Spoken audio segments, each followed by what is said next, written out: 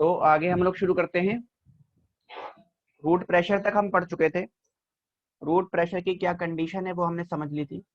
अब root pressure से हमारे पास दो चीजें आती हैं। क्या क्या चीजें आती हैं देखो। रूट प्रेशर से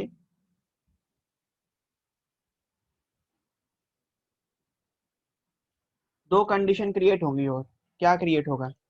नंबर वन,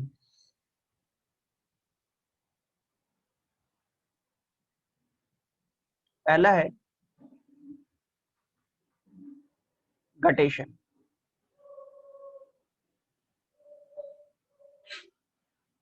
गटेशन क्या होता है ये समझिए। देखिए, जैसे ये कोई प्लांट है,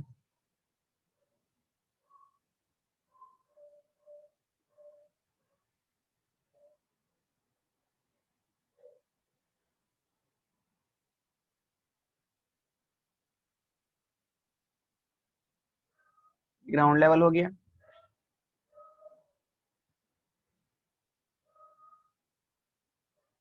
इसमें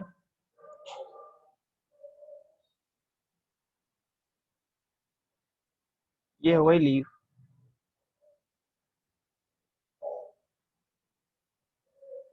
अब लीफ के मार्जिन पर, लीफ के मार्जिन पर इस तरह से ये कुछ ओपनिंग देखी जा रही है।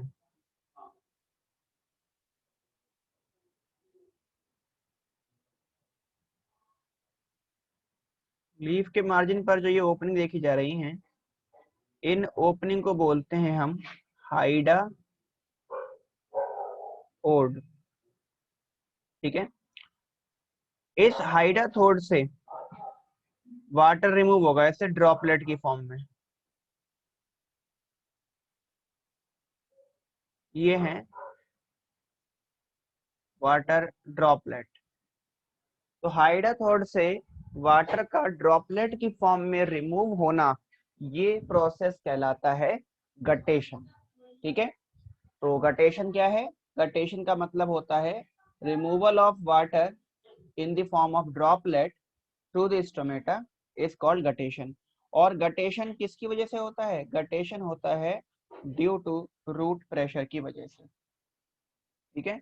रूट प्रेशर की वजह से वाटर मूव करता जाएगा तो वो लीफ में उसके जो मार्जिन पर ओपनिंग देखी जा रही है हाइडा थोड, इनके थ्रू ड्रॉपलेट की फॉर्म में निकलेगा। इस प्रोसेस को हम लोग गटेशन बोलते हैं। और ये अर्ली मॉर्निंग के टाइम पे देखने को मिलता है शॉर्ट प्लांट के अंदर। तो गटेशन क्या है? गटेशन के बारे में लिख सकते हैं हम, it is the process of, it is the process of removal of water in the form of droplets through हाइडा थोड।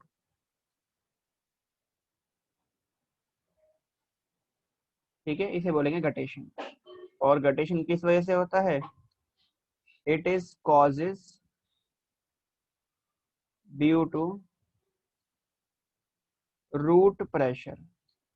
तो रूट प्रेशर की वजह से हमें गटेशन देखने को मिलता है। ठीक है। तो पहली कंडीशन में देख रही रूट प्रेशर की वजह से जनरेट हो रही है गटेशन। गटेशन के बाद नेक्स्ट जो हमारे पास आता है, ये भी रूट प्रेशर की वजह से होता है। इसको बोलते हैं हम लोग ऊजिंग ऑफ वाटर।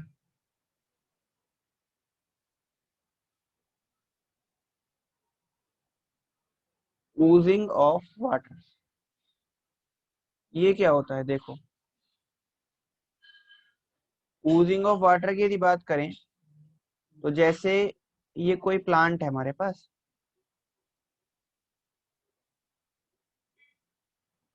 ये ग्राउंड लेवल है।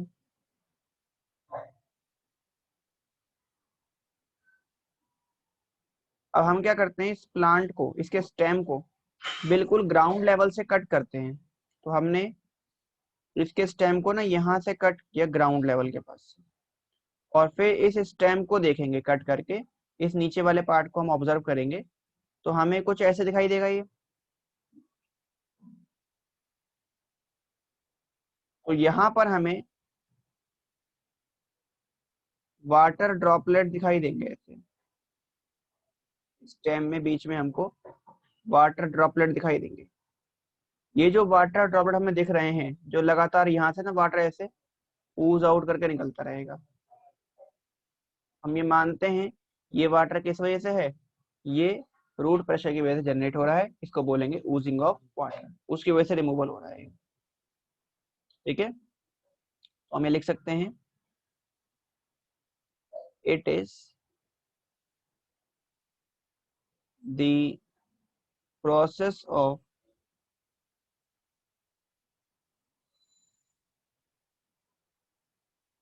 रिमूवल या oozing out of water from stem base by root pressure। ये भी रूट प्रेशर की वजह से जनरेट होता है। ठीक है, तो रूट प्रेशर की वजह से जनरेट होने वाली दो कंडीशन हम लोगों ने समझ ली। एक समझ लिया हमने गटेशन और दूसरा हमने समझ लिया वूजिंग ऑफ वाटर। तो ये हमारा कंप्लीट हो गया रूट प्रेशर। लेकिन रूट प्रेशर के लिए जैसे एक बात बोली गई कि भाई root pressure ascent of sap में हेल्प करता है, बट रूट प्रेशर अकेला एसेंट ऑफ सैप नहीं करा सकता, क्योंकि कुछ प्लांट ऐसे हैं जिनकी हाइट बहुत ज्यादा है।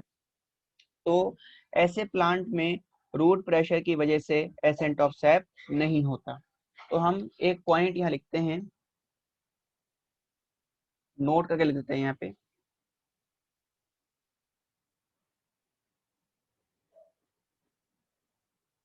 दी या for taller plants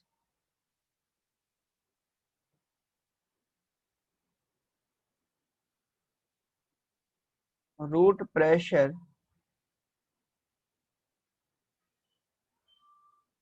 is not sufficient for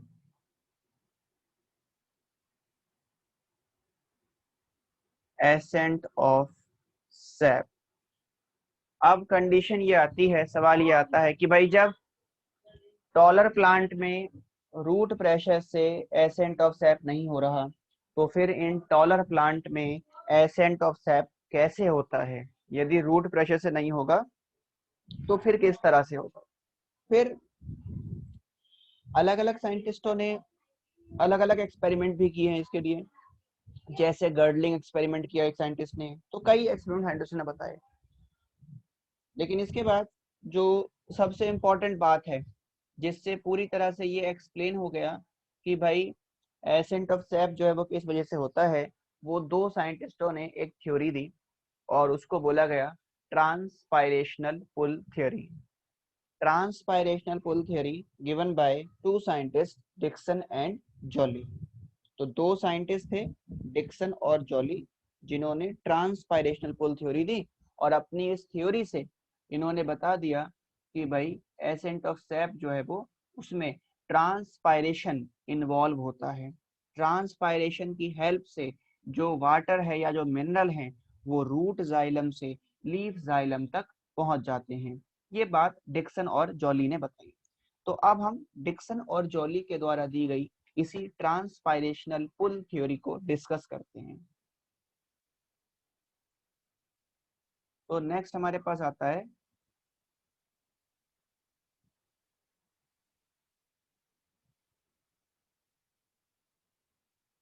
ट्रांसपायरेशनल pull theory.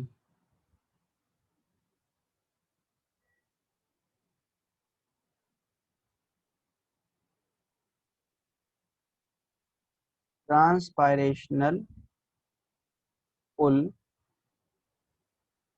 Theory किसने दिया था? ये given by Dixon and Joly, Dixon और जॉली ने दिया था ये, ठीक है। इन्होंने क्या बताया, इन्होंने कहा कि ट्रांसपायरेशनल पुल बनता है प्लांट के अंदर, जिसकी वजह से जो वाटर है वो रूट जाइलम से लीफ जाइलम तक पहुंच जाएगा, ठीक है।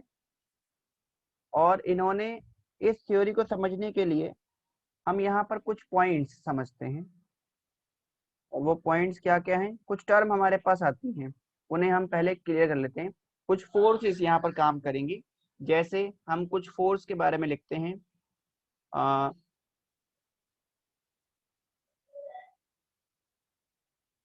सम forces involve in ascent of sap. कौन कौन सी होती हैं? पहली है कोहेसिव फोर्स,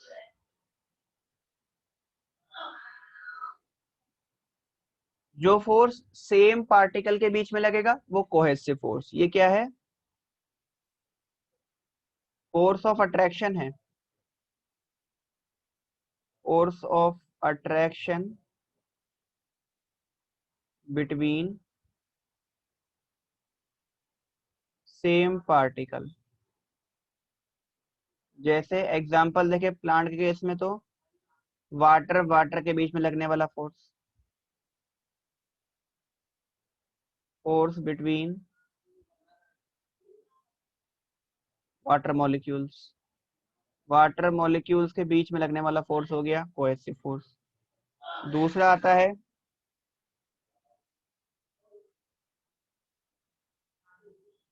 एडहेसिव फोर्स, ये भी फोर्स ऑफ अट्रैक्शन है, फोर्स ऑफ अट्रैक्शन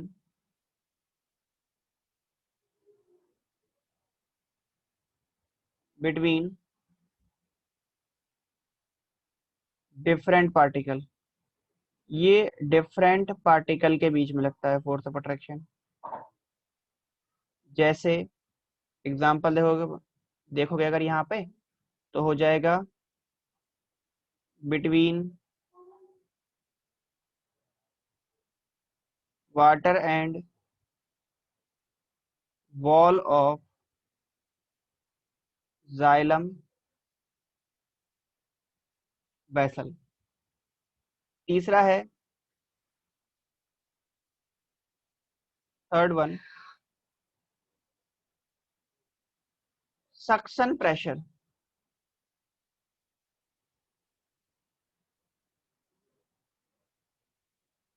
ये किस वजह से क्रिएट होता है? इट इज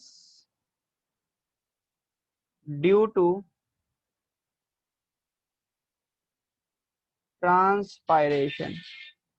ये ट्रांसपायरेशन की वजह से क्रिएट होगा। तो ट्रांसपायरेशन की वजह से ना सक्शन प्रेशर जनरेट होगा। इसमें क्या होगा, जैसे देखो ट्रांसपायरेशन होगा, ट्रांसपायरेशन का मतलब क्या है वो समझ लेते हैं।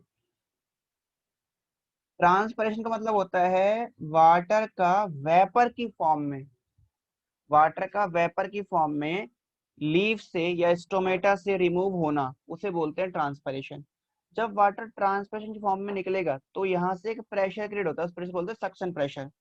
और सक्शन प्रेशर की वजह से जो वाटर मॉलिक्यूल है वो रूट से लीफ तक खींचना शुरू करेंगे, ठीक है। तो क्या होगा, एक पुल बन जाएगा जिसको बोलते हैं हम लोग ट्रांसपायरेशनल पुल, ठीक है जी। इसके बाद एक और फोर्स हमारे पास आती है, अभी इसको हम डिटेल में समझेंगे ट्रांसपायरेशन को। एक और फोर्स हमारे पास आती है नेक्स्ट, और वो है capillary force. Capillary force, capillary force जो होता है ये वेसल्स के अंदर या ट्रैकिट्स के अंदर जनरेट होगा। It is generated in vessels and tracheids. ये जाइलम वेसल में, जाइलम ट्रैकिट्स में जनरेट होता है। जितना ल्यूमन कम होगा उतना ये कैपिलरी फोर्स बढ़ता चला जाएगा। और वाटर जो है वो ऊपर की तरफ बढ़ता चला जाता है। ठीक है, तो ट्रांसपायरेशनल पुल थियरी में हमने ये 4 फोर्स समझ ली। अब हम इस थियोरी को समझते हैं, एक डायग्राम ड्रॉ करते हैं और समझते हैं इसको कैसे होता है एसेंट ऑफ सैप। देखिए, जैसे ये ग्राउंड लेवल हो गया,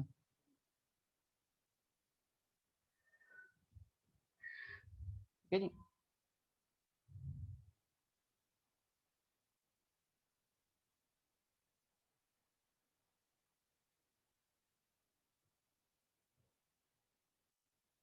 ये रूट हो गई, वाटर जो है वो ऐसे इसके अंदर एब्जॉर्ब हुआ, एब्जॉर्ब होकर वाटर यहाँ पे इकट्ठा होगा, इसमें आ गया वाटर। अब वाटर आ गया आपके रूट जाइलम में, और रूट जाइलम से आगे बढ़ेगा, वेसल्स के अंदर जाएगा, जाइलम वेसल में,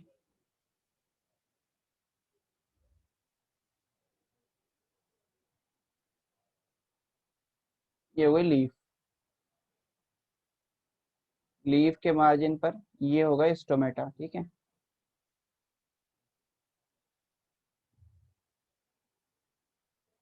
स्टोमेटा। अब इस वाटर में वाटर मॉलिक्यूल जब वेसल के थ्रू आगे बढ़ रहे हैं तो इसमें कोएसिव फोर्स भी लग रहा है, एडहेसिव फोर्स भी लग रहा है,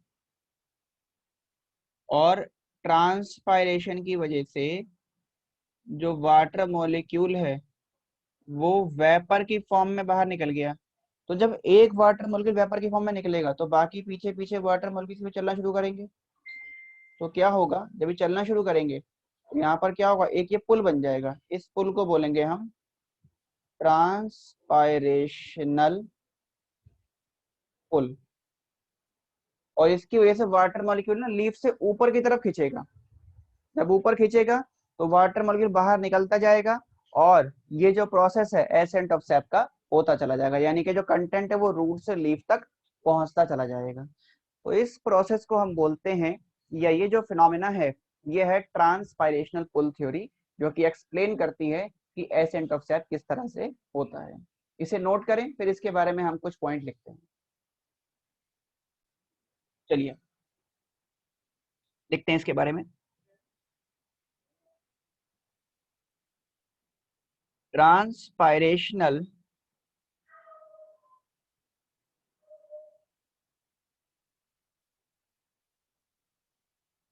पुल थ्योरी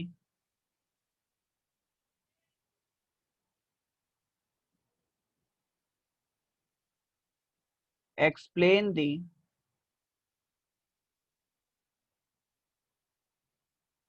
ascent of sap। ठीक है, और इसमें होता क्या है, in this due to transpiration, transpiration की वजह से the air space between the molecule is removed and a transpirational pull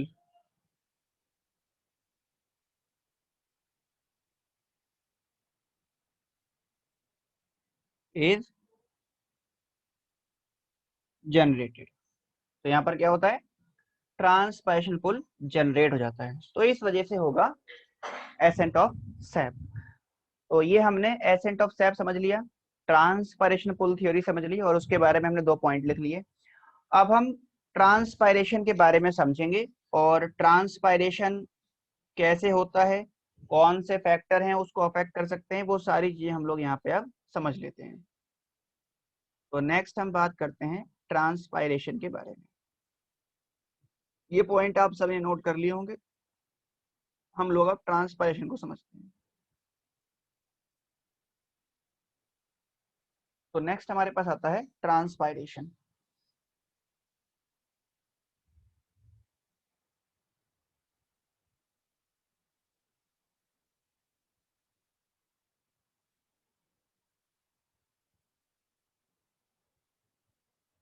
देखिए, ट्रांसपायरेशन का मतलब क्या होता है? इसका मतलब है इट इज द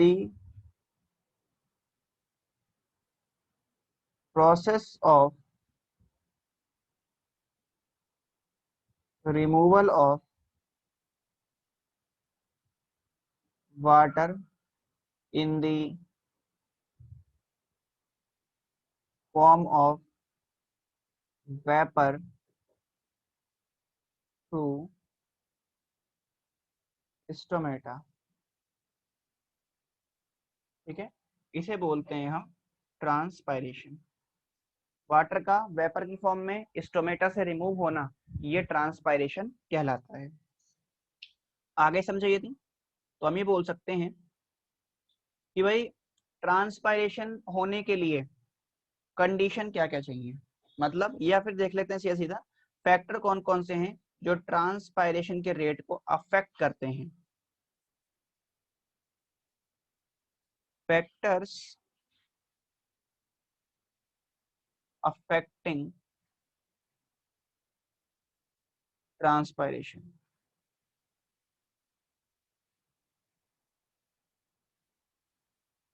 तो सबसे पहला फैक्टर है temperature.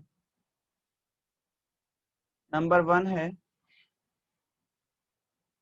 Temperature.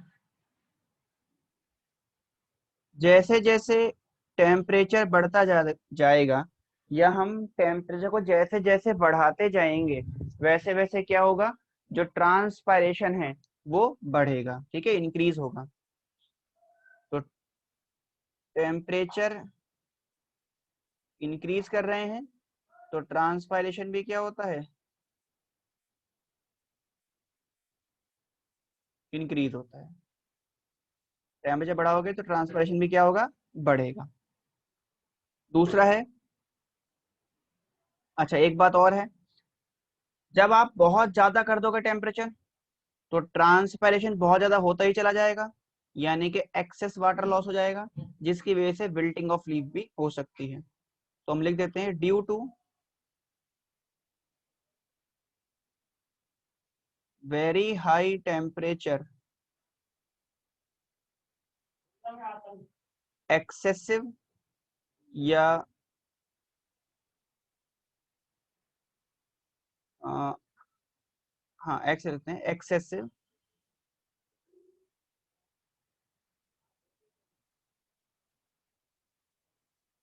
Loss of water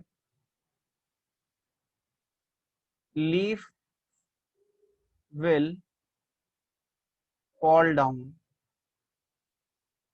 तो इसको बोलते हैं कॉल्ड विल्टिंग ऑफ लीफ। पत्ती मुरझा जाएगी, गिर जाएगी, उसको बोलते हैं विल्टिंग ऑफ लीफ। इसके बाद नेक्स्ट आता है हमारे पास सेकंड जो है टेम्परेचर के बाद, वो है एयर। यदि एयर तेज चलेगी, विंड वेलोसिटी ज्यादा होगी, एयर ज्यादा है, तो उससे क्या होता है, ट्रांसपरेशन जो है वो ज्यादा होता है। मोर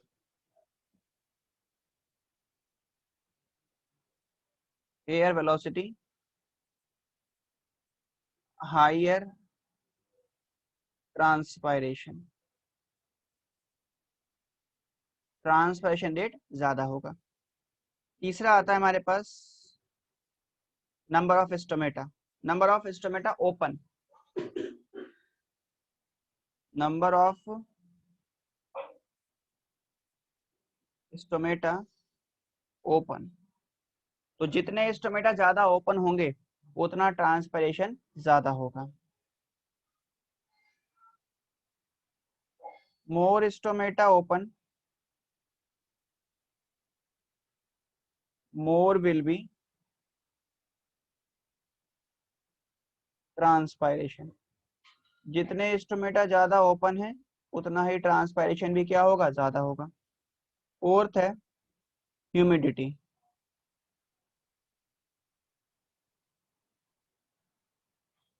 ह्यूमिडिटी क्या कहता है, देखो, यदि ह्यूमिडिटी ज्यादा है, एटमॉस्फेयर में मॉइस्चर कंटेंट ज्यादा है, तो ट्रांसपायरेशन लो होगा।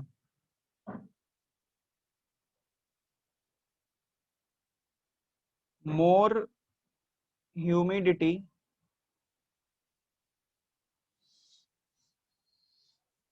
इन एटमॉस्फेयर, लेस विल बी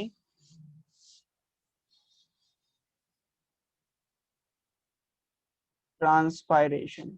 ठीक है, तो ये हो गया हमारा ट्रांसपायरेशन में कौन कौन से फैक्टर हैं जो उसको अफेक्ट कर रहे हैं। अब इसके बाद हम आगे बात करते हैं। तो नेक्स्ट हम समझ लेते हैं कि भाई ट्रांसपायरेशन के एप्लीकेशन क्या क्या हैं, इसके क्या फायदे हैं प्लांट को। Application of transpiration,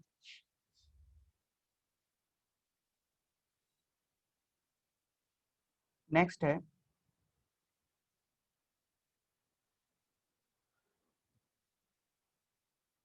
application of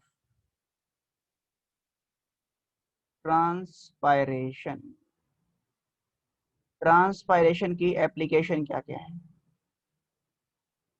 तो देखिए ट्रांसपायरेशन के यदि एप्लीकेशन को समझेंगे तो हम ये कह सकते हैं कि भाई सबसे पहली बात, ट्रांसपायरेशन से क्या फायदा होता है, इससे एसेंट ऑफ सैप होगा, तो इट कॉजेज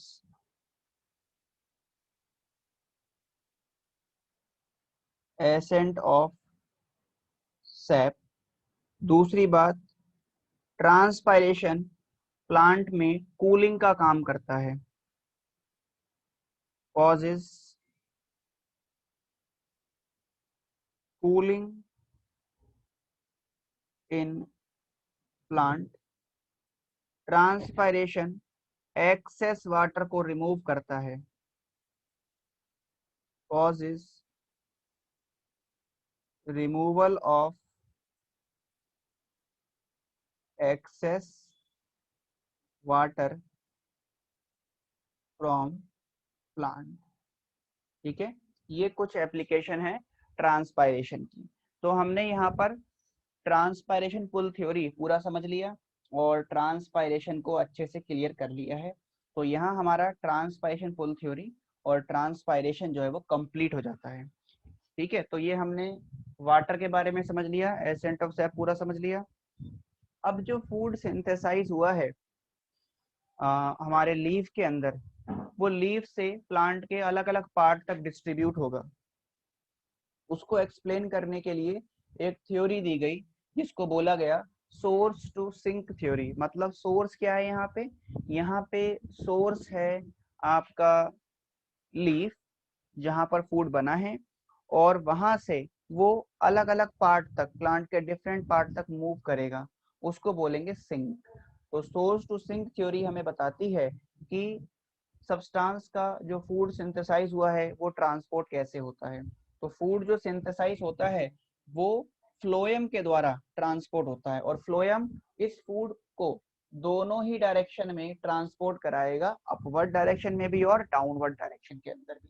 इसलिए फ्लोएम की मूवमेंट बाई डायरेक्शनल होती है और जाइलम की मूवमेंट यूनी डायरेक्शनल होती है। तो सोर्स टू सिंक थ्योरी को हम लोग नेक्स्ट क्लास के अंदर डिस्कस करेंगे। तो आज हम यहाँ तक रखते हैं।